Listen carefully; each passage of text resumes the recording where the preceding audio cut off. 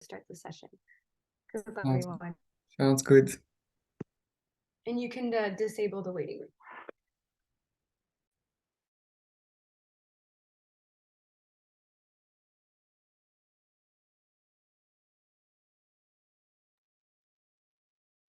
Bonjour, bonjour à tous. Je vous laisse le temps de vous connecter à l'audio. Bonjour tout le monde. Bonjour. Bonjour, bienvenue à la session de webinaire, la série de webinaires, notre session sur l'intégration des droits humains et de la considération de genre dans les SPANLE. Nous allons bientôt commencer. J'attends encore quelques minutes que tout le monde se connecte. Je vois qu'il y a encore des participants qui arrivent. Voilà.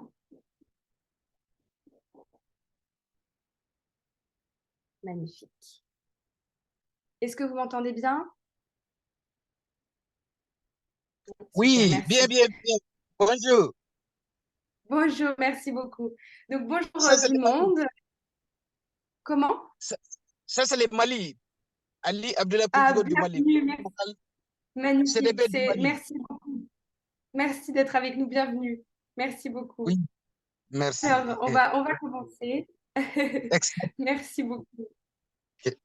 Donc, c'est un plaisir d'être connecté avec vous tous aujourd'hui. Merci de faire partie de ce projet de soutien à l'action précoce pour le cadre mondial pour la biodiversité. Je vous dis aussi la bienvenue à ce 4e webinaire de notre série sur l'intégration des droits humains et du genre pour les SPAB ou les NBSAPS. Alors, moi, je m'appelle Maya Garnier, je suis assistante principale en administration et conceptrice pédagogique au sein du Programme mondial sur la nature pour le développement du PNUD. Et je vais donc être celle qui va vous présenter un peu les experts de ce webinaire aujourd'hui. Avant qu'on commence les présentations, je vais juste toucher quelques mots sur la session. On est tous, je pense, des experts Zoom maintenant, mais je vais vous rappeler quelques règles. Donc, si vous avez des problèmes techniques et que vous avez besoin d'aide pour les résoudre, si vous voulez bien envoyer un message privé dans le Zoom à mon collègue Alexis.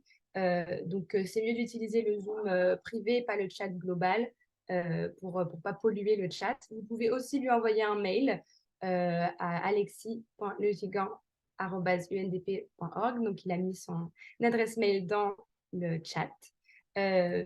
Voilà, donc voilà, surtout essayez de ne pas trop utiliser le chat global et envoyer plutôt un message privé. On a muté vos micros pendant la session pour qu'on puisse bien entendre les experts, les présentateurs. Mais on encourage quand même votre participation. Il va y avoir des sessions de questions-réponses, des petites sessions à la fin de chaque présentation et puis une session de discussion ouverte après les présentations où vous aurez l'occasion de poser vos questions. Et donc là, vous pourrez soit envoyer un message, envoyer votre question dans le chat global pour le coup, ou lever votre main et on vous répondra. Voilà, vous pouvez soit pendant que vous pensez à votre question, l'écrire dans le chat ou alors, si vous voulez parler à l'oral, vous pouvez lever votre main et on vous donnera la parole pour poser votre question. Pour finir, avant de commencer, on a une page web pour tous ces webinaires où vous allez pouvoir accéder aux enregistrements des présentations, donc notamment celle d'aujourd'hui et puis celle qu'on a eue cette semaine en anglais et qu'on aura en espagnol tout à l'heure. Donc, on vous enverra un mail avec ce lien et les enregistrements à la fin des webinaires cette semaine, mais vous pouvez y accéder aussi en cliquant sur le lien que mon collègue Alexis a mis dans le chat. Voilà.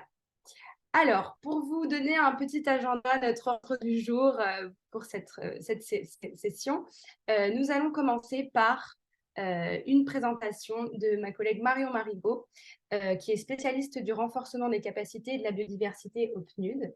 Alors, elle n'est malheureusement pas avec nous parce qu'il est assez tôt ou tard aux États-Unis pour l'instant. Elle est basée à New York, donc ce n'était pas trop possible de faire la présentation, mais elle nous a gentiment préparé une vidéo où elle va présenter les éléments du projet EAS relatifs aux droits de l'homme.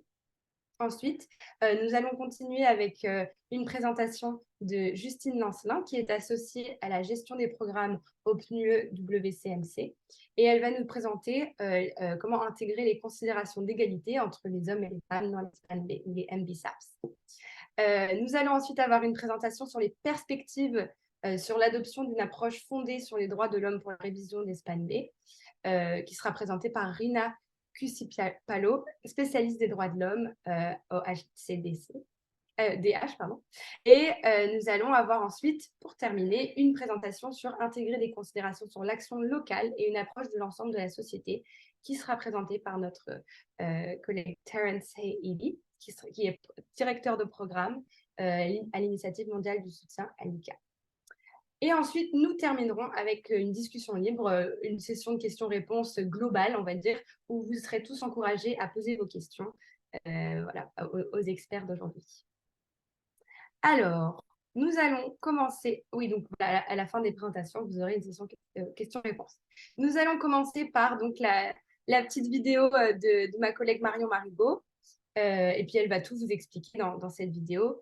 C'est donc, comme je disais tout à l'heure, sur une présentation sur les éléments du projet EAS relatif aux droits de l'homme. Stéphanie, ma collègue Stéphanie va vous mettre la vidéo. Bonjour à tous et bienvenue à ce webinaire donc sur les droits de l'homme dans le cadre de ce projet Early Action Support. Je suis Mariam Marigot, je suis spécialiste en renforcement des capacités et biodiversité ici au PNUD et je vous parle de New York. Et au moment où vous regarderez cet enregistrement, ce sera le milieu de ma nuit. Donc on a décidé que je vous enregistrerai cette vidéo pour vous présenter un petit peu les éléments des droits de l'homme dans ce projet.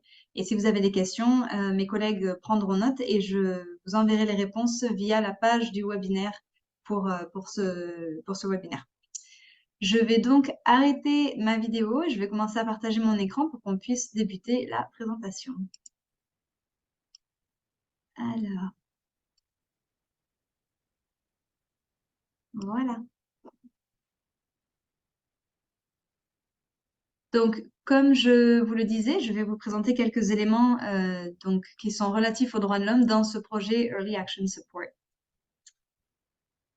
Dans la déclaration d'ouverture, le cadre mondial pour la biodiversité de Kunming-Montréal, donc de la Convention sur la diversité biologique, reconnaît que la biodiversité est essentielle au bien-être humain, à la santé de la planète et à la prospérité économique de tous les peuples, notamment pour vivre en équilibre et en harmonie avec la Mother Earth ou la Terre-Mère. Aujourd'hui, on entend beaucoup parler de la manière dont les éléments relatifs aux droits de l'homme sont intégrés dans l'ensemble du cadre et de l'impact de cette intégration sur notre travail dans le cadre de ce projet, donc ce projet Early Action Support. Mais donc avant de regarder un peu plus les éléments du projet en détail, je tiens à souligner que les considérations relatives aux droits de l'homme font partie intégrante de notre travail à bien d'autres égards. Comme vous le savez probablement, la cible 1 du cadre d'action donc demande que les mesures de conservation respectent le droit des peuples autochtones. L'objectif 22 ou la cible 22 demande d'assurer une représentation et une participation pleine, équitable, inclusive et efficace en tenant compte des sexospécificités dans la prise de décision ainsi que l'accès à la justice et à l'information relative à la biodiversité. La cible 23, donc de ce cadre mondial pour la biodiversité, ainsi que le plan d'action pour l'égalité des sexes de la CDB, vise également à garantir l'égalité des sexes dans la mise en œuvre du cadre grâce à une approche sensible au genre, dans laquelle toutes les femmes et les filles ont les mêmes possibilités et les mêmes capacités de contribuer aux objectifs de la Convention. Et enfin, la décision 15/4 de la CDB souligne que le succès de la mise en œuvre du cadre dépendra de la garantie de l'égalité des sexes et de l'autonomisation des femmes et des filles, ainsi que de la réduction des inégalités. Donc on voit bien que cet aspect donc, de genre est au cœur du cadre mondial pour la biodiversité. Donc à l'époque de l'adoption du cadre mondial pour la biodiversité, il y a eu une coalescence mondiale autour des droits de l'homme à reconnaître un environnement sain. Vous pouvez les voir comme ça à l'écran. La reconnaissance donc, par le cadre mondial pour la biodiversité du droit de l'homme à un environnement propre, sain et durable est également reconnue dans plus de 150 pays et notamment par la résolution 76/300 de l'Assemblée générale et la résolution 48/13 du Conseil des droits de l'homme. En octobre 2021, le Conseil des droits de l'homme des Nations Unies a reconnu pour la première fois qu'un environnement propre, sain et durable était un droit de l'homme. En juillet 2022, en suivant, l'Assemblée générale des Nations unies a reconnu pour la première fois le droit de l'homme à un environnement propre, sain et durable, et a affirmé que cela nécessitait la pleine mise en œuvre des accords multilatéraux sur l'environnement en vertu des principes du droit international de l'environnement. Il existe aussi des accords plus régionaux que peut-être vous connaissez, comme l'accord d'Escazú, qui date de 2018, qui était le premier traité environnemental d'Amérique latine et des Caraïbes qui vise à protéger le droit de chaque personne, des générations actuelles et futures, à vivre dans un environnement sain et bénéficier d'un développement durable. Chaque partie s'engage à garantir ce droit ainsi que tout autre droit de l'homme connexe et universellement reconnu. Ces accords donc ont en commun de reconnaître que l'exercice des droits de l'homme, donc y compris le droit de rechercher, de recevoir et de diffuser des informations, de participer effectivement à la conduite des affaires gouvernementales et publiques, c'est essentiel, c'est un droit essentiel à la protection d'un environnement propre, sain et durable. Donc maintenant que vous avez un peu le contexte des droits de l'homme et donc ce contexte dans lequel nous on s'inscrit, je vais vous présenter les éléments brièvement, ces éléments donc relatifs aux droits de l'homme dans le contexte du projet Early Action Support. Le projet fournit un soutien technique et financier aux parties éligibles au FEM pour mettre en œuvre la vision du Cadre mondial pour la biodiversité en matière de genre et des droits de l'homme dans toutes ses composantes. Il y a donc deux activités principales. Premièrement, l'engagement des parties prenantes dans le cadre d'une approche globale du gouvernement et de la société, c'est ce qu'on appelle le Whole of Government ou le Whole of Society Approach. Et deuxièmement, le plan d'action pour l'égalité entre les femmes et les hommes. Ces concepts sont intégrés dans chacune des 4 composantes du projet. Le projet Early Action Support fournit aux parties des conseils un renforcement de leurs capacités en ce qui concerne l'engagement des parties prenantes, les principes et les procédures d'évaluation sociale et environnementale, ainsi qu'un mécanisme de recours en cas de griffe ou en cas de désaccord. Cela permettra de garantir que le processus suivi par les parties pour mettre à jour leur cible nationale sur la biodiversité et leur SPAN B est inclusif. Le projet tient compte de la participation de toutes les parties prenantes, y compris les populations autochtones et les communautés locales, qu'on appelle généralement les PACL, ou les IPLC en anglais. Les droits et les connaissances, y compris les connaissances traditionnelles associées à la biodiversité, les innovations, les pratiques des peuples autochtones et des communautés locales doivent être respectés. Les plans d'action nationaux pour la biodiversité exigeront que les futurs projets appliquent des mesures de sauvegarde sociale et environnementale afin de garantir que tous les risques pour les peuples autochtones et les communautés locales soient atténués. Ce que vous voyez à l'écran, ce sont des exemples de parties prenantes qui pourraient être impliquées dans le processus de mise à jour des cibles pour la biodiversité. Donc, il faut noter que cette liste n'est pas exhaustive et que d'autres parties prenantes, bien sûr, peuvent s'ajouter en fonction du pays dans lequel vous vous trouvez. Le processus d'engagement des parties prenantes, il devrait commencer par les points focaux nationaux de la CDB, les points focaux nationaux des 2 protocoles de la CDB, le point focal opérationnel du FEM et l'autorité responsable de la SPAN B. Ensuite, bien sûr, les parties prenantes, ça peut vraiment s'étendre à un grand nombre d'acteurs en utilisant donc ce que je disais, les approches de Whole of Government et Whole of Society. Donc, ça pourrait être le ministère des Finances, le ministère de l'Environnement, des entités gouvernementales ou infranationales, des universités, des organismes de recherche, des entreprises, des ONG, des organismes qui représentent les secteurs de l'agriculture, de la sylviculture, de la pêche. Ça peut être des organisations de femmes, des organismes qui s'occupent du développement durable et de l'éradication de la pauvreté. Ça peut aussi être des médias, des éducateurs, bien sûr des groupes de jeunes. Donc tous ces acteurs sont pertinents et tous devraient être intégrés quand c'est pertinent pour un pays. Dans le cas du projet Early Action Support en particulier, ces parties prenantes pourraient faire partie d'un comité de pilotage, un steering committee, qui soutient et contrôle la mise en œuvre du projet Early Action Support au fil du temps. Et un tel comité de pilotage peut être renforcé et utilisé non pas seulement pour le projet EAS, mais également pour les projets à venir qui ont un rapport avec la biodiversité. Un autre aspect essentiel de ces droits de l'homme, c'est l'intégration de la dimension de genre. UN Women définit l'intégration de la dimension de genre comme, je cite, le processus d'évaluation des implications sexo-spécifiques pour les femmes et les hommes de toute action planifiée, y compris la législation, les politiques ou les programmes dans tous les domaines et à tous les niveaux. Le succès donc de la mise en œuvre du cadre mondial pour la biodiversité va beaucoup dépendre de la garantie de l'égalité des sexes et de l'autonomisation des femmes et des filles, ainsi que de la réduction des inégalités. Lorsque la perspective de genre n'est pas adoptée et lorsqu'on ne prend pas en compte, on ne tient pas compte des connaissances et de la contribution des femmes et des hommes, il en résulte de nombreuses occasions manquées et une réalisation limitée des objectifs nationaux et mondiaux. Le genre, ce n'est pas un problème de femmes, c'est un moyen d'atteindre de meilleurs objectifs plus efficacement, avec des effets positifs à plus long terme pour les femmes et pour les hommes. Le projet fournira donc des conseils aux parties sur la manière de garantir une approche sensible au genre et socialement inclusive, y compris des recommandations pour l'inclusion des femmes et des groupes de femmes. Le cadre du projet donc comprend un plan d'action en faveur de l'égalité entre les hommes et les femmes avec des indicateurs sexo-spécifiques pour chacune des composantes. Le plan d'action sur le genre, le Gender Action Plan, soutient la participation des femmes et l'intégration ciblée des considérations d'égalité des sexes dans les travaux donc, de ce projet EAS, conformément aux objectifs donc, du cadre mondial de Kunming Montréal sur le genre, qui, on l'a vu, ce sont les cibles 22 et 23. Et le plan d'action pour le genre de la Convention sur la diversité biologique.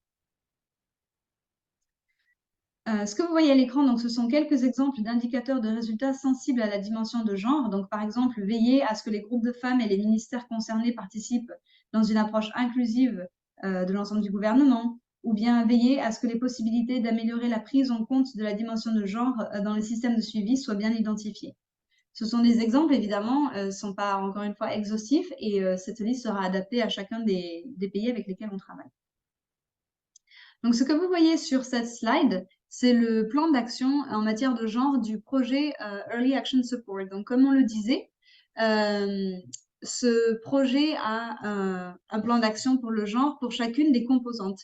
Et ce que vous voyez à l'écran, par exemple, ce sont les indicateurs et les cibles pour la composante numéro 1. Donc, vous le savez maintenant, la composante numéro 1, elle se focalise sur l'examen rapide de l'alignement des SPAN B.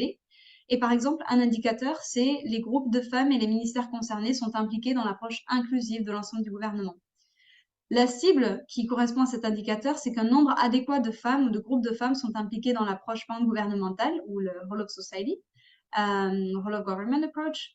On a laissé la cible assez vague et c'est fait exprès parce qu'on comprend bien que discuter et mettre en œuvre une approche de genre dans tous les pays, ça va dépendre beaucoup du contexte national. Et ce qu'on a essayé de faire avec cette cible, c'est de donner une certaine liberté et flexibilité pour que tous les pays puissent, en fonction de leur contexte national et leur jugement, décider de ce que c'est qu'un nombre adéquat. Mais le but est dans tous les cas que les femmes et groupes de femmes soient impliqués dans cette approche.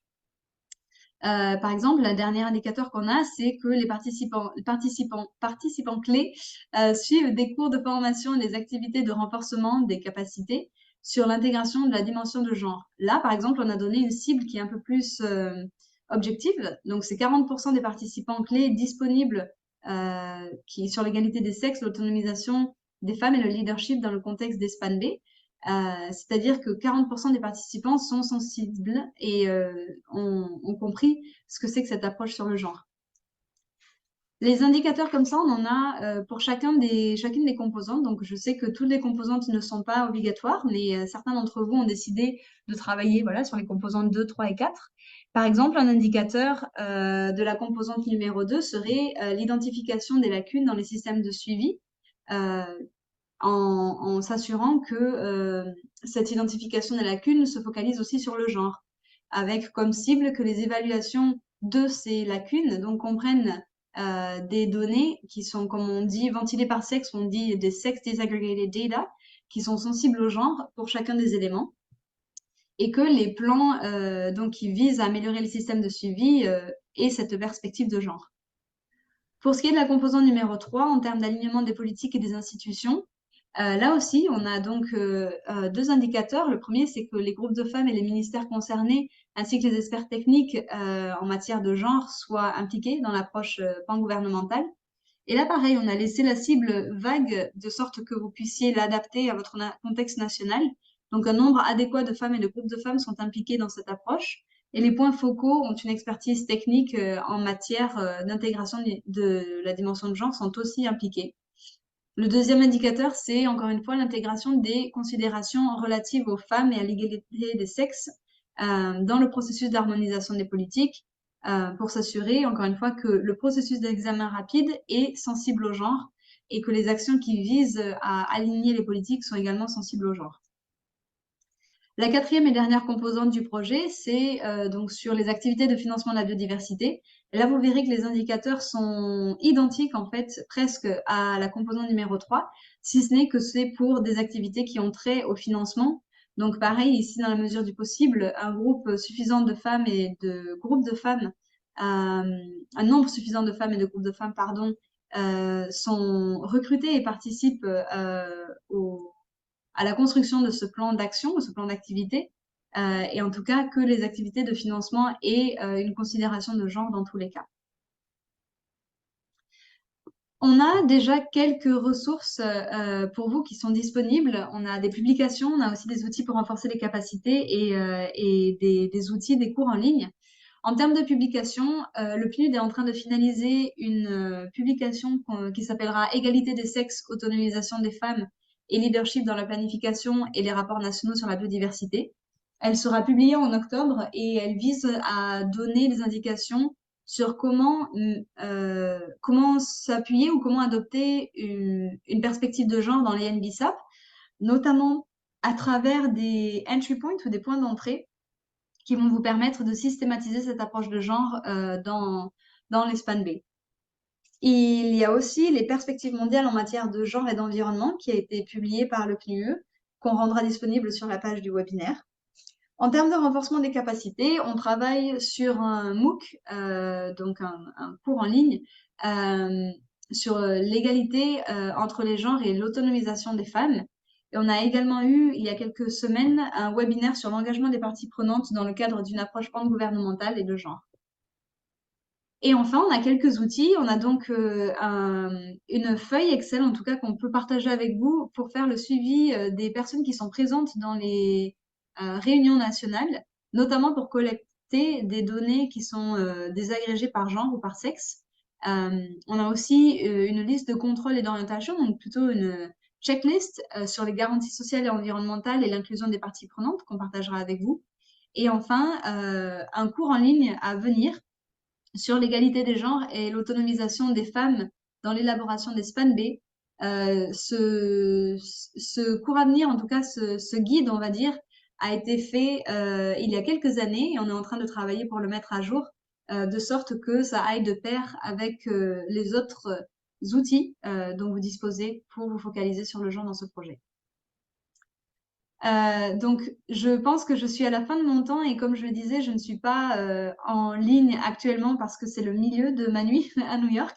Ceci étant dit, vous avez mon adresse email, n'hésitez pas à me contacter si vous avez des questions sur le genre ou sur le projet plus généralement. Et je pense que mes collègues vont prendre quelques questions, j'y répondrai avec plaisir à travers la page du webinaire, donc vous aurez les réponses en ligne. Merci beaucoup et je vous souhaite à tous une bonne session. Parfait, merci Marion pour cette vidéo. C'est comme si elle était avec nous. Donc, comme elle vous a dit, si vous avez des questions, elle pourra y répondre. Donc, on peut les prendre si vous voulez poser des questions dans le chat. On peut les copier et les lui envoyer pour qu'elle puisse y répondre à la fin de la série, de la session, à la fin des sessions de cette semaine. On va vous envoyer un document avec toutes les questions qui ont été posées dans toutes les sessions différentes, donc en anglais, en français, en espagnol, et vous aurez toutes les réponses écrites. Donc voilà, si vous voulez nous poser des questions, poser des questions à Marion, on pourra les noter et vous les verrez. Vous verrez les réponses. Donc n'hésitez pas dans le chat. Voilà. Je vous laisse écrire vos questions dans le chat et on va continuer avec la prochaine présentation qui va être présentée par notre collègue Justine du PNUE WCMC. Et c'est une présentation sur intégrer les considérations d'égalité entre les hommes et les femmes dans les MBSAPS. Je vous laisse la parole, Justine. Merci beaucoup, Maya. Bonjour à toutes et à tous et merci de vous joindre à nous aujourd'hui. Je suis donc Justine Lancelin, chargée de programme associée à UNEP WCMC, le Centre mondial de surveillance pour la conservation de la nature du Programme des Nations Unies pour l'environnement. Donc, au cours de cette session, nous explorerons des moyens pratiques d'intégrer les considérations relatives à l'égalité des genres dans les stratégies et plans d'action nationaux pour la biodiversité, plus communément appelés SPAN-B en français ou NBSAPS en anglais. Le contenu de cette présentation est issu des conseils et des ressources disponibles sur le site internet de la CBD.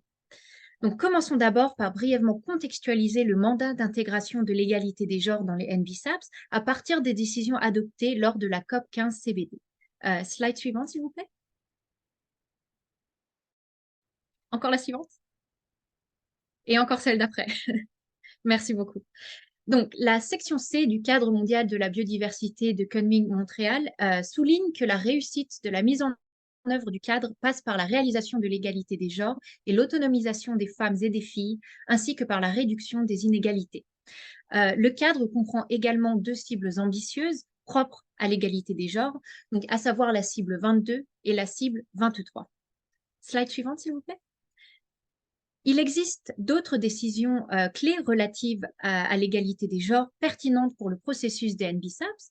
Donc, il y a d'abord le plan d'action pour l'égalité des sexes, donc la décision 15-11, ainsi que l'approche multidimensionnelle renforcée de la planification, du suivi, de l'établissement de rapports et d'examens, la décision 15-6. D'ailleurs, la décision 15-6 encourage les parties prenantes à appliquer le plan d'action pour l'égalité des sexes adopté dans tous les aspects et à tous les échelons du cadre mondial de la biodiversité. Slide suivante, s'il vous plaît. Donc, revenons au plan d'action pour l'égalité des sexes. Donc, celui-ci comprend un objectif spécifique sur l'intégration des considérations relatives aux droits de la personne et à l'égalité des sexes dans les stratégies et plans d'action nationaux pour la biodiversité. Ce plan comprend également des mesures spécifiques liées à ceci et cette diapositive fournit un résumé des éléments clés inclus dans ces actions. Sur la prochaine diapositive, nous pouvons observer des considérations clés qui pourraient aider à assurer l'alignement avec le plan d'action pour l'égalité des sexes et les objectifs sexospécifiques du cadre mondial pour la biodiversité. Nous allons maintenant examiner certains de ces points plus en détail. Et nous allons commencer par la stratégie nationale. Slide suivante, s'il vous plaît. Encore celle d'après. Merci. Donc, la première étape consiste à examiner les structures et les capacités institutionnelles. Vous pouvez observer à l'écran une liste non exhaustive d'entités et de personnes qui peuvent aider à faire en sorte que le processus et le contenu de la stratégie nationale soient sexospécifiques et alignés sur d'autres politiques liées au genre. Il est également important de planifier l'équilibre entre les sexes, ce qui signifie une représentation égale des femmes et des hommes dans les différents organes, consultations et ateliers mis en place pour l'élaboration de la stratégie nationale. Sur la prochaine diapositive, nous pouvons observer une description de l'étape suivante qui consiste à procéder à un inventaire et une évaluation adaptée aux besoins du gouvernement. Cela contribuera à relever non seulement les inégalités existantes entre les hommes et les femmes dans leurs relations avec les composantes de la biodiversité, mais aussi à mettre en évidence leurs connaissances respectives, tout comme leurs différents rôles et perspectives. Donc, si cela est possible, il est important d'inclure des données et des informations ventilées par sexe. Vous pouvez voir à l'écran une liste non exhaustive des types de données et d'informations qui pourraient être incluses dans l'inventaire et l'évaluation. Donc, sur la prochaine diapositive, nous avons ce qui vient après l'inventaire et l'évaluation et qui consiste en fait à mener un processus participatif sensible au genre pour l'élaboration de la stratégie nationale. Cela aidera à comprendre quels sont les types d'activités menées par les femmes, tout comme quels sont leurs besoins, leurs intérêts et leurs connaissances. Donc, sur la prochaine diapositive, nous pouvons voir la question qui est qui doit être impliqué dans le processus d'élaboration de la stratégie nationale. Donc, comme vous pouvez le noter, voici une liste, encore une fois, non exhaustive, des parties prenantes qui devraient être engagées dans le processus. Cette liste comprend des représentants du gouvernement, d'ONG, de la recherche et du monde universitaire, ainsi que du secteur privé, parmi tant d'autres. Donc, dans le processus d'élaboration de la stratégie nationale, il faut assurer une participation qui soit sensible au genre. Comme vous pouvez le voir sur la diapositive suivante, et comme précédemment indiqué, il est important d'assurer l'équilibre entre les sexes et d'identifier les parties prenantes pertinentes. Mais la présence des femmes dans la salle n'assure pas nécessairement leur participation effective. Par exemple, certaines femmes peuvent avoir du mal à s'exprimer devant des parents ou des collègues masculins ou ne pas être disposées à discuter de certains problèmes en public. Il est également important de se rappeler que les femmes se voient souvent confier des tâches d'entretien, de garde d'enfants, ce qui peut rendre leur participation difficile aux réunions. Par conséquent, les techniques participatives nécessitent des mesures d'équité qui peuvent aider à assurer une participation qui soit sensible au genre. Donc, par exemple, avec une préparation des activités à l'avance, une aide à la garde d'enfants, une offre de transport et la conception d'un environnement favorable où les femmes peuvent s'exprimer. Le rôle du facilitateur est donc de veiller à ce que les différentes parties prenantes puissent présenter leur point de vue et participer aux discussions en fonction de ce qui est approprié au contexte local et ou national. Par exemple, au Népal et dans les îles Niue, des groupes distincts ont été organisés pour les femmes et pour les hommes afin d'assurer leur participation au processus de développement d'NBSAPS. En ce qui concerne la représentation des femmes aux ateliers régionaux, comme nous pouvons le voir sur la prochaine diapositive, il pourrait être utile d'examiner ici les questions d'orientation, là encore pour s'assurer que les parties prenantes concernées soient impliquées, que des mesures d'équité soient mises en place et que les points de vue de diverses parties prenantes soient reflétés dans le texte du document. Et donc, sur cette prochaine diapositive et sur la base des étapes décrites précédemment, vous avez un aperçu de ce qui devrait être inclus dans la stratégie finale du point de vue de l'égalité des sexes. Nous allons maintenant nous intéresser au plan d'action en commençant par son processus. Donc, sur la prochaine diapositive, et encore celle d'après. Voilà, merci. Donc, nous avons le processus d'élaboration du plan d'action et différents sujets dont il est important de s'assurer qu'ils soient inclus dans ce processus d'élaboration. Donc, par exemple, des experts sur les questions de genre doivent faire partie de l'équipe de planification. Il faut aussi s'assurer que les besoins et les intérêts des femmes soient reflétés dans le cadre de la politique. Il faut faire de l'égalité des sexes une condition préalable au programme et au projet. Il faut qu'il y ait une participation des parties prenantes qui tiennent compte des sexospécificités. Il faut assurer un équilibre entre les sexes au sein du personnel du projet. Et enfin, il faut assurer qu'il y ait une allocation de ressources financières à la lutte pour l'égalité des sexes. Donc, sur la diapositive suivante, et en ce qui concerne le contenu du plan d'action, les éléments qui figurent ici doivent être également pris en considération. Donc, il s'agit d'inclure des actions qui contribueront à la réalisation des cibles 22 et 23 du cadre mondial de la biodiversité Kunming-Montréal.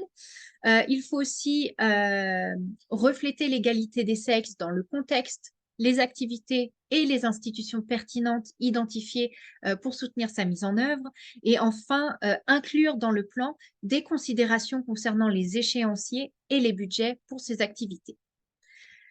Sur la diapositive suivante, et du point de vue de l'égalité des sexes, il sera également important que les objectifs et les mesures d'égalité entre les sexes reflétés dans les NBSAPS fassent l'objet d'un suivi et de rapports, ce qui pourrait nécessiter l'adaptation des systèmes de suivi pour assurer la collecte de données ventilées par sexe, ainsi que l'élaboration et l'utilisation d'indicateurs sexo-spécifiques.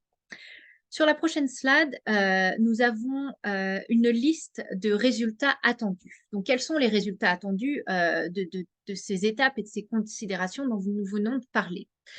Donc, les stratégies et plans d'action nationaux pour la biodiversité sensibles au genre aideront à autonomiser et à positionner les femmes en tant qu'agents de changement. Et les résultats escomptés sont ceux listés ci-dessous. Donc, tout d'abord, il y aura un renforcement des capacités des femmes. Aussi des activités visant à aborder la question de l'égalité des sexes dans le cadre des stratégies sectorielles, Il y aura également des progrès accomplis dans la réalisation des cibles 22 et 23, une participation et une représentation égale des femmes et des hommes dans les processus décisionnels à tous les niveaux, tout comme une révision des lois discriminatoires, par exemple, en ce qui concerne le régime foncier. Et enfin, les hommes et les femmes bénéficieront équitablement des activités et des programmes. Enfin, sur notre dernière slide, nous avons un résumé. Nous avons tenté de résumer au cours de cette présentation les informations clés des documents disponibles sur le site internet de la CBD que vous avez à l'écran. Nous vous invitons d'ailleurs à consulter ces documents afin d'apprendre quelles sont les meilleures pratiques à adopter dans ce domaine et aussi pour prendre connaissance de ce qui a été mis en place dans différents pays. Et enfin, sur notre dernière diapositive, vous avez les coordonnées de mon équipe et de moi-même au cas où vous auriez d'autres questions. Et voilà, c'est la fin de ma présentation. Je vous remercie pour votre attention. Merci beaucoup, Justine, pour cette présentation très intéressante et claire et détaillée. C'était parfait. Maintenant, on va passer à la session de questions-réponses, juste pour cette présentation. Donc, je vous invite à écrire dans le chat ou lever la main si vous avez des questions pour notre experte Justine qui est là pour vous répondre. Je vous laisse quelques minutes. N'hésitez pas à envoyer des questions dans le chat.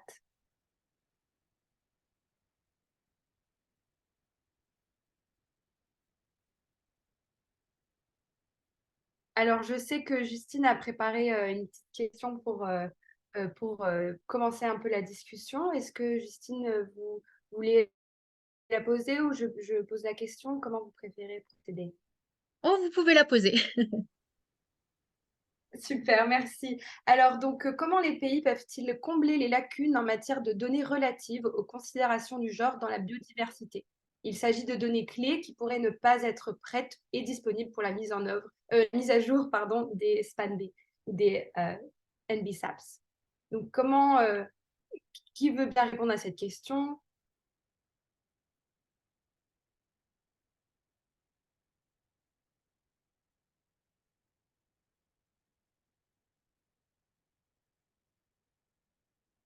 Non, personne. Alors, c'est pas grave, je donne quelques réponses possibles pour informer nos participants. Donc, ces lacunes peuvent être reconnues dans les MBSAPS ou les SPAN-B et fournir des actions spécifiques dans le plan d'action pour combler les lacunes des données. Comment les cibles... Ah oui, ça c'est une autre question, pardon. Donc, est-ce qu'il y a des rebondissements par rapport à cette question, par rapport à cette réponse? Non. Alors, on va passer à la présentation d'après. Je vérifie le chat pour voir s'il n'y a pas de questions. Et je garde les questions pour après. N'hésitez pas, je vais vous mettre cette question et cette réponse dans le chat. N'hésitez pas à rebondir dessus dans notre prochaine session de questions-réponses à la fin. Voilà, je vous mets ça pour tout le monde. Alors, on va continuer avec la prochaine présentation sur les perspectives sur l'adoption d'une approche fondée sur les droits de l'homme pour la révision des SPAN-B, qui va être présentée par notre collègue Rina. Je vous laisse prendre la parole. Merci d'être avec nous aujourd'hui. Merci beaucoup et bonjour tout le monde. Je vous remercie pour l'invitation. Je suis fonctionnaire des droits de l'homme au sein du Haut Commissariat des Nations Unies aux droits de l'homme. Et aujourd'hui, je vais parler des perspectives sur l'adoption d'une approche fondée sur les droits de l'homme pour la révision des stratégies et plans d'action nationaux pour la biodiversité. Et slide suivante, s'il vous plaît. Voici une citation du Haut-Commissaire des Nations Unies aux droits de l'homme qui a dit que la triple crise planétaire du changement climatique, de la perte de biodiversité et de la pollution constitue la plus grande menace pour l'humanité que nous ayons jamais connue. Slide suivante. Donc, à cet égard, quel est l'impact de la perte de biodiversité sur les droits de l'homme? Comme vous savez, récemment, l'Assemblée générale a adopté une résolution reconnaissant le droit à un environnement propre, sain et durable, notant que cela inclut une biodiversité et des écosystèmes sains. La promotion de ce droit passe également par la mise en œuvre intégrale des accords multilatéraux sur l'environnement, tels que la Convention sur la diversité biologique.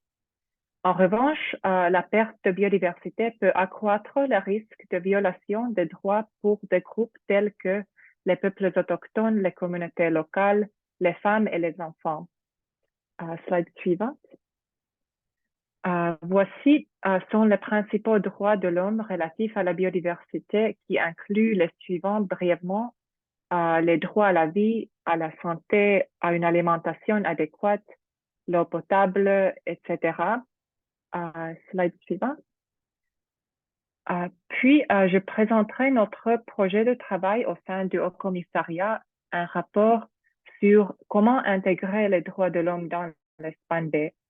Les stratégies et plans d'action étant le principal outil de planification des parties à la CDB, ce rapport fournit une analyse de l'intégration des droits dans l'Espagne B de 186 États parties et révèle que peu d'États font une référence explicite ou directe aux droits. Donc, le rapport insiste sur la nécessité de veiller à ce que l'Espagne B formule expressément dans le langage des droits de l'homme les droits et les obligations. Slide suivant. Puis, il y a notre guide pour l'intégration des droits de l'homme dans l'Espagne B, qui a été élaboré à la suite de consultations dans le cadre du groupe de gestion de l'environnement des Nations Unies, ou ENG, avec le soutien du HCDH. Les objectifs du guide incluent aider les équipes nationales, les États, les décideurs politiques et les parties prenantes et clarifier la manière dont les droits peuvent être intégrés. Les États membres sont invités à tenir compte de ce guide lors de l'élaboration de leur SPAN B en vue de la mise en œuvre du cadre mondial de la biodiversité à Kunming-Montréal. Et pour maintenant, le guide est en cours de mise à jour dans le cadre d'un processus d'examen par les pairs. Slide suivant. En ce qui concerne les liens entre la CDB et les cadres des droits de l'homme, nous savons que les approches fondées sur les droits conduiront à de meilleurs résultats et la décision 15.4 de la COP section C établit qu'une approche fondée sur les droits qui respecte, protège, promeut et réalise les droits humains doit être suivie. Slide suivant. Ici, il y a juste une brève description de l'approche fondée sur les droits de l'homme en général, qui se compose brièvement d'abord d'identifier les détenteurs de droits et leurs droits. Ensuite, identifier les détenteurs d'obligations et clarifier leurs obligations. Et enfin, intégrer les principes des droits de l'homme dans les stratégies et les plans d'action, dans ce cas relatif à la biodiversité. Et slide suivant. Alors, pourquoi est-il important d'intégrer les droits de l'homme dans l'Espagne B? Toutes les personnes sont titulaires de droits, mais certaines peuvent être touchées de manière disproportionnée par la perte de biodiversité et en l'absence de référence directe aux droits, les responsables sont moins susceptibles de respecter les engagements substantiels qu'ils ont pris. Slide suivant. Concernant le développement et l'élaboration des SPAN B, ils doivent être développés, élaborés et révisés dans le cadre d'un processus consultatif et inclusif et de manière participative. Les révisions, conformément au GBF, devraient par exemple intégrer les approches fondées sur les droits en tant qu'obligation légale. Et slide suivant. Voici quelques exemples généraux d'intégration des droits de l'homme dans l'Espagne B, qui incluent par exemple refléter le devoir de l'État de réglementer efficacement les acteurs publics et privés. Et slide suivant. Des autres exemples aussi, comme intégrer l'obligation de coopérer et de mobiliser des ressources adéquates, prévisibles et facilement accessibles. Slide suivant. Et, concernant la gouvernance environnementale, on dirait que les mesures qui reconnaissent pleinement les besoins, les droits et les perspectives de ceux qui interagissent avec la biodiversité sont plus susceptibles de garantir la conservation de la biodiversité. Le rapport de IPBES sur les diverses valeurs et l'évaluation de la nature note que les valeurs détenues et exprimées par les peuples autochtones et les communautés locales peuvent aussi inspirer la gouvernance environnementale à différentes échelles. Slide suivant. À propos des droits des personnes en situation de vulnérabilité, la cible 22 du GBF souligne l'importance de garantir les droits de l'accès à l'information, la participation et l'accès à la justice des peuples autochtones et des communautés locales, des femmes et des filles, des enfants et des jeunes, ainsi que des personnes handicapées. À cet égard, l'Espagne B devrait, par exemple, faire progresser les actions qui s'attaquent aux discriminations historiques ou structurelles, donner la priorité aux actions qui créent également des co-bénéfices pour les personnes en situation de vulnérabilité, et reconnaître et protéger leur régime foncier et leur utilisation des ressources. Slide suivant. En ce qui concerne les droits des peuples autochtones plus précisément, la création de zones protégées doit être fondée sur la participation des populations autochtones concernées et comme exigent les normes et principes des droits de l'homme sur leur consentement libre, préalable et éclairé. Slide suivant. S'agissant des droits des enfants et des jeunes, ils ont des droits clairement définis dans la Convention relative aux droits de l'enfant, qui s'applique dans le contexte de la mise en œuvre de la CEDB aussi, par exemple concernant les efforts visant à renforcer l'éducation à l'environnement.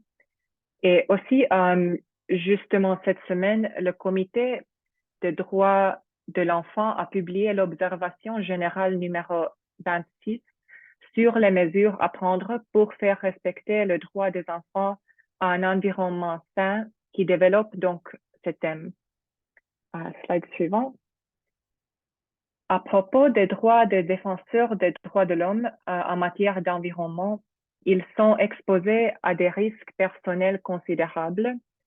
Selon Global Witness, 1700 défenseurs de l'environnement ont été tués au cours de la dernière décennie.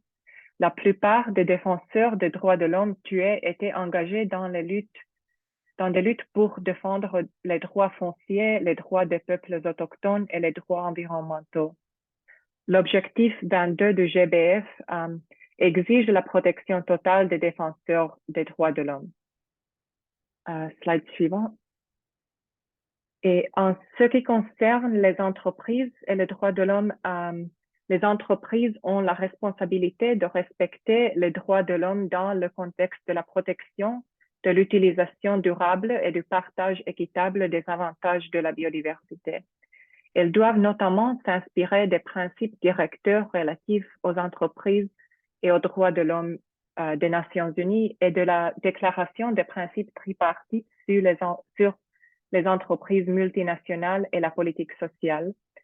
Les exemples d'intégration de la responsabilité des entreprises incluent la diligence raisonnable en matière de droits de l'homme et identifier ou mettre en place des mécanismes de surveillance, y compris le long des chaînes d'approvisionnement, et des mécanismes permettant de tenir les entreprises pour responsables de la perte de biodiversité et d'habitat.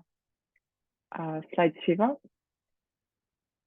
Enfin, concernant la mise en œuvre et suivi des SPAN-B, il faut garder à l'esprit que les SPAN-B ne sont pas une fin en soi, mais plutôt le début d'un processus à long terme de planification, d'action et de suivi participatif de la biodiversité. À ce titre, ils devraient bénéficier toujours d'un processus de dialogue continu concernant leur relation avec les droits de l'homme. Et puis, slide suivant, nous arrivons à la fin de la présentation. Donc, merci à toutes et à tous. Ici, si vous voulez nous contacter, voici quelques informations. Et encore, merci beaucoup. Merci beaucoup, Rina, pour cette très belle présentation. Je vois qu'on est un petit peu, bon, on est dans les temps, mais on est un tout petit peu en retard. On a commencé un peu tard, donc pour ne pas perdre trop de temps, je vous invite à garder vos questions pour la session de questions-réponses à la fin. Si vous en avez, vous pouvez les noter dans le chat si vous voulez. Et on va continuer directement avec la présentation suivante de mon collègue Terence pour pas que ce soit dans le rush après. Donc voilà, je vous laisse la parole sur cette présentation sur intégrer des considérations sur l'action locale et une approche de l'ensemble de la société. Je vous laisse la parole. Merci. Bonjour à toutes et à tous. Merci Maya. Alors, je vais présenter quelques réflexions à propos de les SPAN-B, l'action locale et la mise à échelle de la société à part entière. Alors, juste pour dire que les SPAN-B, ça fait une trentaine d'années que nous avons les SPAN-B, qu'il y a eu déjà beaucoup de processus de mise les septièmes, maintenant on est ça fait beaucoup de cycles de révision des SPAN-B. Diapo suivant, s'il vous. Alors, nous venons tout juste la semaine dernière d'avoir beaucoup de discussions à Vancouver pendant l'Assemblée générale du FEM, du Fonds pour l'environnement mondial, qui finance ce projet d'action précoce pour les SPAN-B. Pendant les quelques dernières années avant l'accord de Montréal, nous avons vu beaucoup de documents d'appui aux droits humains pour l'intégration des droits humains dans ce processus à travers les ONG, le système de l'ONU. Et fondamentalement un peu une réflexion qui avait commencé avec l'Assemblée générale de l'ONU en 2020 pour réimaginer soi-disant la conservation de manière assez fondamentale, comment intégrer tous les groupes dont on vient de parler, les peuples autochtones, les femmes et les populations vulnérables. Ceci a pu développer beaucoup de documents que vous avez dans votre liste pour ce webinaire. Diapo suivante, s'il vous plaît. Alors, à Montréal, il y a eu beaucoup de lancements de ces nouveaux processus. Là, nous voyons beaucoup de collègues du UNEP-WCMC, de HCHR, pour le guide dont on vient de parler pour l'intégration des droits humains dans les SPAN-B. Le prochain, s'il vous plaît. Ensuite, au niveau du PNUD, là, en 2023, cette année, nous avons lancé cette publication à gauche avec le PNUE et puis le commissariat pour les droits humains. Ceci étant dit, nous avons ce nouveau droit pour un environnement sain durable fait partie d'un processus qui dure depuis quelques années vis-à-vis des rapporteurs spéciaux. Par exemple, nous avons un rapporteur spécial pour les droits humains et l'environnement, David Boyd, que vous voyez ici à droite, qui a beaucoup appuyé le plaidoyer pour ce nouveau droit. Nous avons également un rapporteur spécial pour les produits chimiques et autres pour la Convention de Stockholm, Marcos Orellana. L'année dernière, nous avons aussi un rapporteur spécial pour les changements climatiques qui vient de commencer son travail. Alors, tout ceci fait partie un peu du droit pour l'environnement sain et durable qui fait un peu, on peut le dire, comme un droit à un niveau qui rassemble beaucoup d'autres droits qui ont été là avant. Diapo suivant, s'il vous plaît. Et puis, comme nous l'avons déjà entendu de la part des autres intervenants, pour le processus SPAN-B, on peut parler de certains groupes clés, certains ministères qui sont directement impliqués dans le processus de l'environnement, le ministère de l'Environnement, bien évidemment, d'agriculture et d'autres, mais aussi au niveau du gouvernement, beaucoup de ministères qui sont disons, qui ont un impact vis-à-vis de l'environnement, qui ne sont pas toujours en évidence dans ces discussions. Alors, j'aimerais citer le directeur, le CEO du FEM, du Fonds pour l'Environnement mondial, qui met vraiment l'appui pendant le cycle FEM 8 sur cet aspect de cohérence entre les différents secteurs pour les SPAN-B. Si le FEM finance uniquement des projets avec le ministère de l'Environnement qui sont en contradiction avec les subventions de l'État pour, par exemple, le pétrole, l'énergie qui vont en contradiction directe avec les objectifs pour le SPAN-B, ça ne va pas aboutir à grand-chose. Alors, comment essayer d'avoir cette cohérence? Bien évidemment, il y a les autres acteurs non étatiques. On vient de parler des femmes, les peuples autochtones, mais il faut toujours se rappeler que le secteur privé, qui comprend beaucoup d'acteurs différents, soit impliqué aussi, non seulement, soi-disant, le ministère des Finances, mais les banques étatiques, privées. Le secteur des assurances de plus en plus fait partie de ces discussions à travers d'autres programmes du PNUD financés par le FEM et d'autres bailleurs, par exemple le secteur des assurances, les investissements pour tout ce qui est les pensions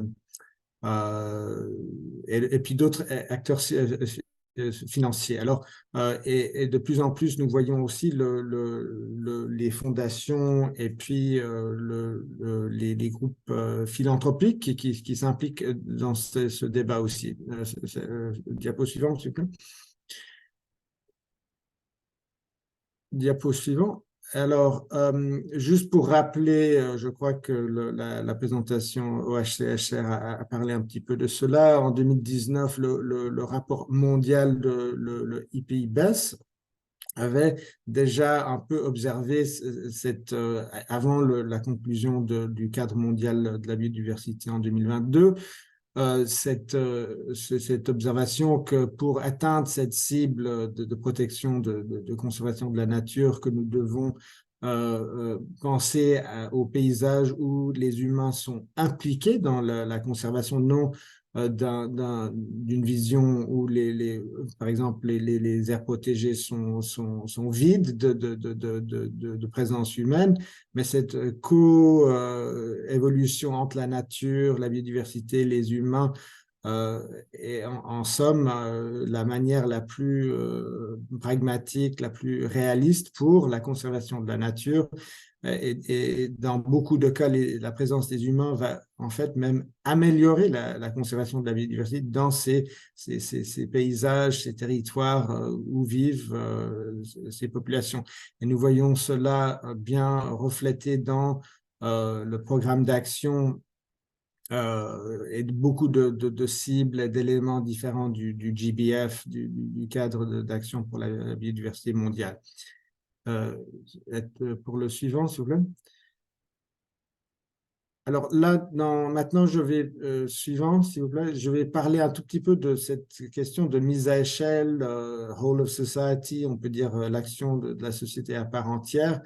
On sait bien que la biodiversité dépend d'une approche territoriale où il y a non seulement une connectivité entre les zones cibles pour la biodiversité, mais cela dépend d'une prise de décision, d'un système de gouvernance où la biodiversité soit prise en compte à beaucoup d'échelles et beaucoup de niveaux différents. Alors, le suivant, s'il vous plaît.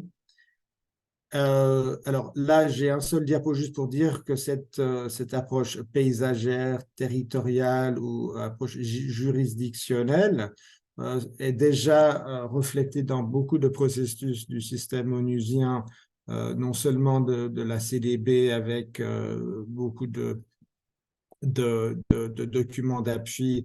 On va parler maintenant un petit peu plus du cadre du UNU. Alors, l'Institut pour l'avancement de la durabilité au Japon. L'approche Satoyama qui a été lancée en 2010 avec le processus de Nagoya. Mais également dans le système onusien pour la dégradation des terres, avec le mécanisme mondial pour la restauration des paysages que nous voyons reflétés dans la nouvelle cible 2, qui s'aligne à d'autres cibles du UNCCD. Et dans les processus de changement climatique, avec le LULUCF, avec le processus ONU-RED pour les forêts, avec le système avec la FAO pour la nourriture et les food systems, et aussi dans le FEM avec des nouveaux programmes dans le cycle 8 pour l'intégration des paysages et des territoires. Et cela est un peu rassemblé dans cette décennie pour la restauration des paysages, qui en fait est un peu triangulaire entre tout ce qui est biodiversité, gestion des terres et les changements climatiques. Diapo suivant, s'il vous plaît. Alors là, je vais un tout petit peu parler de ce guide que UNU avait développé. Là, nous voyons juste une prise de vue de l'explication en ligne. Le lien sera partagé par la suite, avec cette vision paysagère où nous pensons, où l'objectif du SPAN-B à une échelle appropriée de transformer un paysage d'un système, d'un contexte actuel de dégradation vis-à-vis d'une harmonisation vis-à-vis de la biodiversité, en ligne avec ce document. Alors, le diapo suivant. Alors, l'approche paysagère, diapo suivant, next slide, please. Ici, vous avez certains liens pour ces documents d'appui. Il inclut d'autres documents qui ont été avancés l'année dernière pendant les négociations du Substa à Genève par les Pays-Bas. Diapo suivant, s'il vous plaît. Alors, cette approche paysagère ou territoriale peut inclure non seulement les zones où se trouve la biodiversité, mais aussi le rôle des réseaux interurbains, paysages, ou l'impact, par exemple, des villes vis-à-vis des territoires avoisinants, pour atteindre un peu cette vision territoriale. Il faut souligner tantôt que pendant le cycle FEM 8 et FEM 9, qui va commencer jusqu'à l'année, on va atteindre jusqu'à l'année 2020, la vision du GEF pour aussi financer des actions subnationales, c'est-à-dire non seulement à l'échelle d'un pays entier, mais pour certains pays qui sont très grands. On peut penser du cas, par exemple, de la RDC, du Brésil, de l'Inde, où nous avons déjà vu des initiatives pour préparer des SPAN-V au niveau d'une province ou d'un État subnational. Alors, ce n'est pas pour dire qu'on va avoir 10 ou 15 ou 20 SPAN-V, mais qu'il faut interpréter un SPAN-V au niveau national pour une échelle où la gouvernance, où les acteurs sont déjà en relation les uns avec les autres. Et pour finir, je vais vous présenter un exemple assez concret que le PNUD a mis en œuvre depuis une dizaine d'années. Alors, le diapo suivant. Voilà, alors là, c'est toujours un peu le résumé de ce guide de UNU. On a parlé des éléments les plus importants du SPAN B vis-à-vis des différents parties prenantes, de l'identification des objectifs, l'implication de l'approche sexo-spécifique et du genre. Mais ensuite, diapo suivant, tout cela fait partie d'une approche itérative pour la mise en œuvre où un SPAN B n'est seulement utile s'il est mis en œuvre. Ce n'est pas juste un document pour mettre dans la bibliothèque, mais que cela doit être intégré dans les actions au niveau national. Alors, ici, l'élément d'implication, de mise en œuvre avec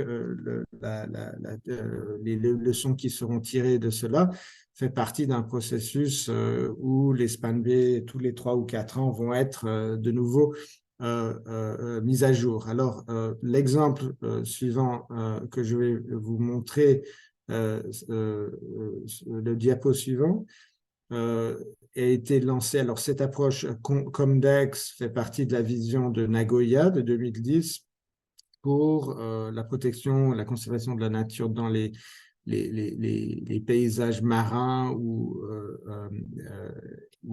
terrestres, sociologiques. On appelle ça SEPLs en anglais.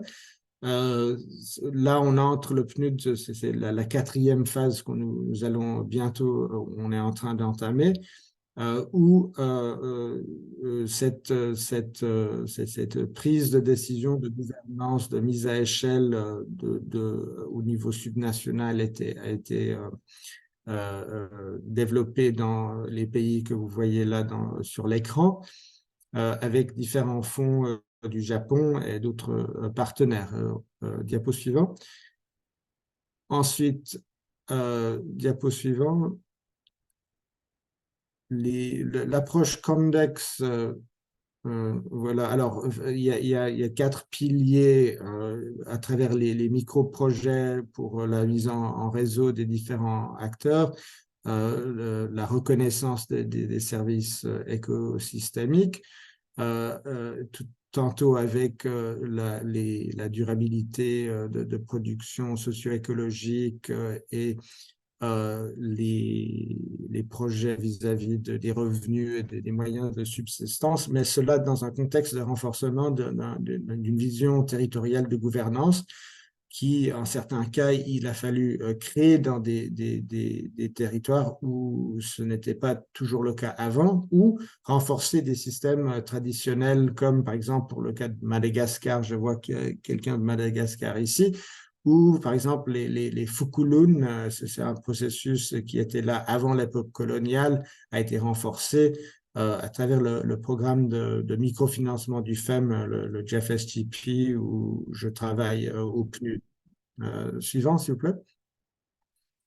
Et voilà quelques documents qui seront mis à disposition après ce webinaire pour les indicateurs de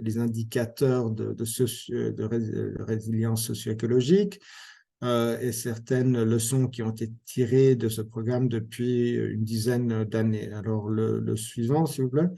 On arrive un peu à la fin. Voilà, je crois que c'est mon avant-dernier diapo. C'est un exemple du cas du Ghana. Nous avons d'autres pays en Afrique, le Niger, le Cameroun, qui ont également mis en œuvre cette approche paysagère, où au niveau national, le comité du programme de microfinancement du FEM a choisi un territoire subnational pour la mise en œuvre de ce programme. Ici, nous voyons le paysage Weto en haut à gauche pour le cas du Ghana, où pour les 7-8 dernières années, ce renforcement de la gouvernance a été soutenu. Alors, finalement, suivant. Le dernier diapo, juste pour dire que dans le cadre de le cadre mondial 2030, nous avons 3 cibles, soi-disant spatiales. Alors, la cible 1 pour l'aménagement, le pneu d'appui à travers différents programmes, par exemple le UN Biodiversity Lab, avec la NASA, cette planification spatiale. On parle beaucoup de cette fameuse cible 3, la cible de 30-30 pour protéger 30% de la planète avant l'année 2030. Et là, les moyens pour arriver à cela. Mais la cible 2 que j'avais évoquée tout à l'heure vis-à-vis de l'approche paysagère dans les différents plans d'action des Nations Unies fait partie de ce triangle de restauration pour atteindre des zones bien conservées et protégées. Et là, ici, nous voyons juste un petit peu un exemple qui a été fait à travers Comdex pour le Costa Rica pour comment interpréter les OMEC. Alors, ça c'est bon, c'est en espagnol ou OICM en anglais, mais les zones spatiales qui sont effectives et efficaces pour conserver la nature. Alors, ces OMEC, OICM, seront une partie importante de cette pour renforcer cette gouvernance pour ces 3 cibles. Alors, je crois que je suis à la fin de ma présentation. J'aimerais reconnaître aussi le partenariat avec le PNUE, UNEP-WCMC pour la base de données pour la cible 3, en tant que PNUD, nous sommes en train d'appuyer à travers le programme de microfinancement. Alors, merci beaucoup, Maya, et je suis disponible pour des questions, s'il y en a. Merci beaucoup. Merci beaucoup pour cette super présentation. Je vois qu'il y a déjà plein de questions dans le chat, donc on va s'y mettre pour pas déborder trop dans le temps. Nous avons encore 10 minutes, 10-15 minutes pour la session de questions-réponses. Donc, je vais commencer dans l'ordre. Alors, tac. Donc, la première question qu'il y a eu tout à l'heure, alors c'était juste après la présentation de Rina. Selon vous, la gestion du genre concerne juste l'égalité entre l'homme et la femme ou la prise en compte de toutes les couches vulnérables? Je vous laisse, les experts, je vous laisse répondre.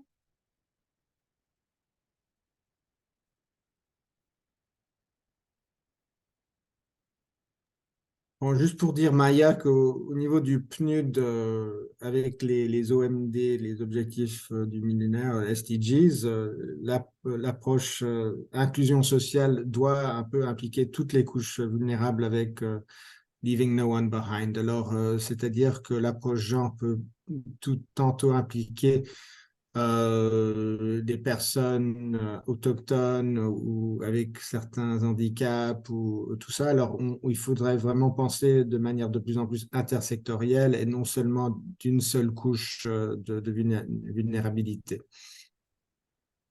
Très bien, très très clair. Est-ce que Guy, ça répond à votre question que vous aviez posée tout à l'heure? Je trouve que c'est très clair.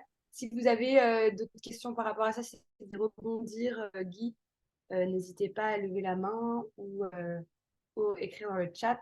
Je regarde juste pour voir s'il n'y a pas de main levée. Bon, je continue avec les questions. N'hésitez pas à m'interrompre. Nous avons ensuite, ah oui, alors nous avons la question d'Odette qui a été répondue par Rina, il me semble. Oui, voilà. Ensuite, nous avons, oui, ça c'est une autre question qui a été répondue donc pour le document de Gender Guidelines, s'il est en français. Nous avons Rina qui a répondu que pour le moment, le guide est en cours de mise à jour dans le cadre d'un processus d'examen par les pairs, mais il y a l'ancienne version du guide en anglais qui est disponible et qui peut être utile. Donc, vous avez le lien dans le chat pour ceux qui demandaient. Et voilà, vous pouvez évidemment envoyer des questions aussi directement par mail à nos experts. Je partagerai la liste des adresses mail après. Je continue avec les questions. Après, alors attendez, j'ai vu une question. Existe-t-il des fonds d'appui aux aspects liés à la prise en compte de la problématique genre? Si oui, lesquels? Donc, une autre question de Guy. Je laisse nos experts répondre. Elle est dans le chat. Je peux peut-être la recopier pour que vous puissiez la voir. Voilà, une question de Guy, encore une fois.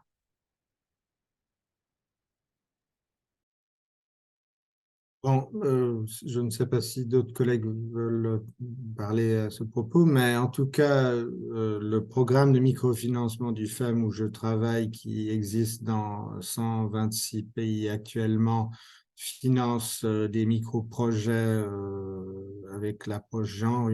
À peu près 35% des projets sont pour l'autonomisation des femmes et puis la prise de décision. Les stratégies au niveau national du PMFM sont alignées au SPAN-B et puis aussi avec les contributions nationales pour les changements climatiques et les plans d'action, d'adaptation et autres pour la dégradation des sols. Je ne sais pas de quel pays vous êtes, Guy, si vous voulez le dire. Dans votre pays, il y a une forte probabilité que le PMFM finance certains projets. Au niveau national, je peux vous mettre en relation avec le coordinateur ou la coordinatrice nationale du PMFM dans votre pays.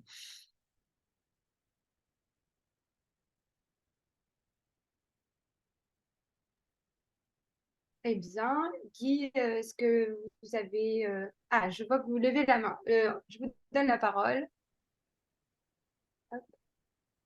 Il faut juste Ah, merci. Merci, vous m'entendez? Merci. Bonjour. Merci, OK. Merci pour vos réponses, mais je voudrais juste réagir par rapport à la question qui m'a été posée par le présentateur. Déjà, je vous dis merci une fois de plus pour vos présentations qui sont vraiment très claires. En fait, c'est juste pour me rassurer. Je suis déjà du Congo-Brazzaville. C'est M. Gongagi, point focal biodiversité.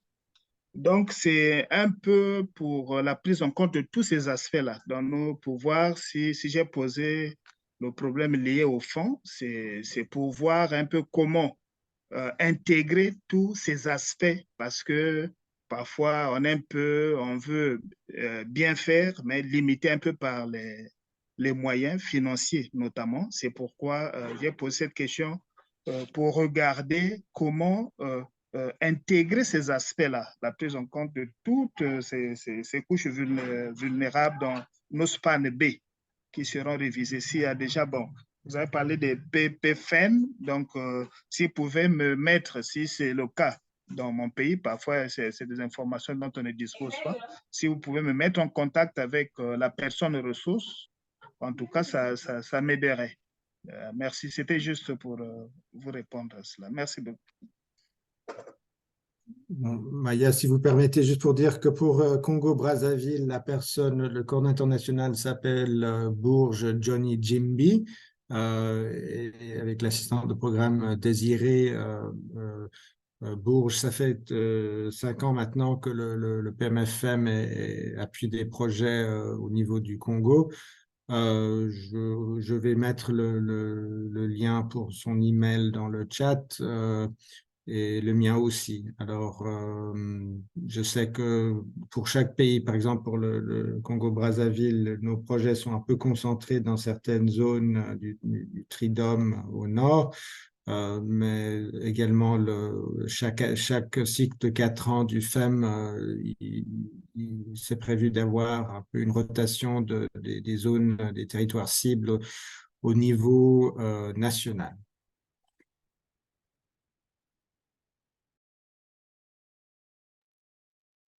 Très bien, merci beaucoup.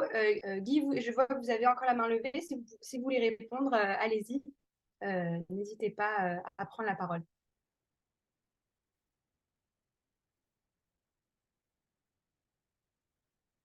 Alors, si c'est tout bon pour cette question-là, on va finir avec les 2 dernières questions que nous avons dans le chat, parce qu'il ne nous reste plus que 2 petites minutes.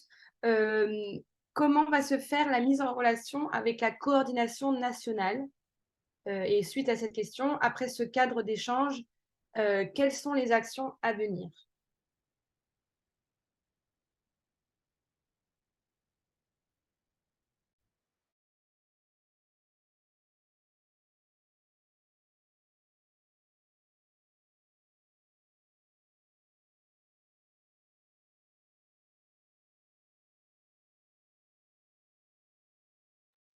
Et pour référence, vous avez bien sûr les questions qui sont dans le chat.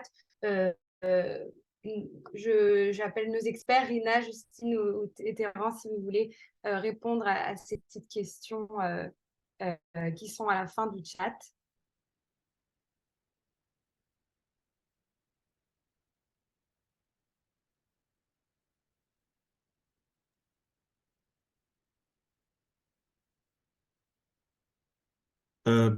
Les actions à venir. Je pense que le programme d'action précoce pour les SPAN-B pourrait s'adresser à ça. Mais bon, c'est vrai que les dates pour la nouvelle, la COP 16 qui était prévue pour la Turquie, les nouvelles dates et le lieu ne sont pas encore décidés. Il est probable que ce sera dans un pays de la zone européenne en 2024. Et ce processus de mise à jour des SPAN-B fait partie d'un cycle où il y a d'autres éléments aussi à tenir en compte. Par exemple, il y a le programme d'accélération des SPAN-B soutenus par le gouvernement allemand avec la Colombie. Alors, il faut aussi penser non seulement de cette mise à jour SPAN-B, mais aussi de l'ambition des SPAN-B et du suivi de ce processus un peu pour faire la comparaison avec les contributions pour les changements climatiques. Alors, au niveau du PNUD, on aimerait voir la même importance accordée au SPAN-B comme pour les NDCs. Alors, en tant qu'action à venir, aussi cet alignement entre les différents processus climatiques et biodiversité peut être un élément assez important.